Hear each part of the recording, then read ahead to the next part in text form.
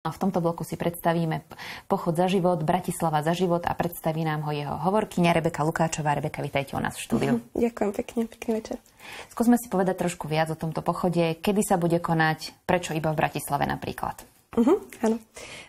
Takže, ako ste spomenuli, je to teda pochod Bratislava za život. Je to teda bratislavský pochod organizovaný Inštitútom Ladislava Hanusa, Inštitútom pre ľudské práva a rodinnú politiku a Asociáciou za život a rodinu. A teda sme veľmi radi, že bude prebiehať pod záštitou Bratislavskej arcidiecézy.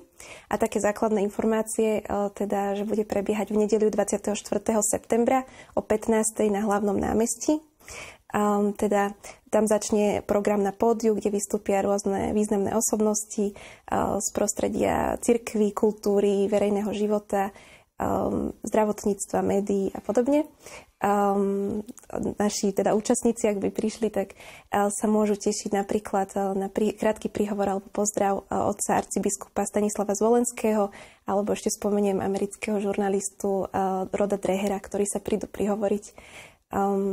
Potom teda program bude predkaný hudobnými vstupmi a následne po skončení programu budeme spoločne pochodovať na námestie Slobody. Takže asi tak v skratke. Máte aj webovú stránku Bratislava za život, kde každý, kto by sa chcel zúčastniť, tak nájde všetky potrebné informácie. Hoci je to teda pochod za život Bratislavskej arcidiecézy, predpokladám, že sa ho môže zúčastniť ktokoľvek, kto chce. Áno, určite áno. Samozrejme teda tým, že je v Bratislave, tak predpokladáme účasť hlavne západného Slovenska a budeme radi, ak prídu teda všetci ľudia dobrej vôle, ktorí teda sú za život, ktorí sú za ochranu života, takže áno, môžu určite prísť z celého Slovenska. Poprosím režiu, popri tom, ako sa rozprávame, aby nám pustila fotografie, ktoré televízni diváci budú mať možnosť vidieť na obrazovke.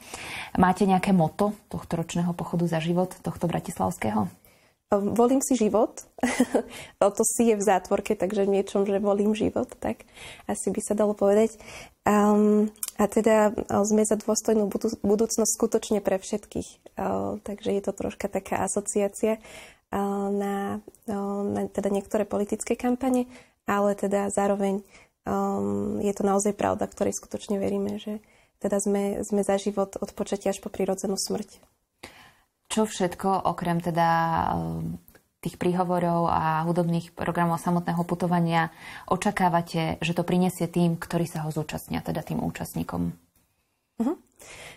Tak verím, že už len tá samotná atmosféra toho pochodu, kto zažil, tak asi vie, že je naozaj naplnená takou radosťou a oslavou života.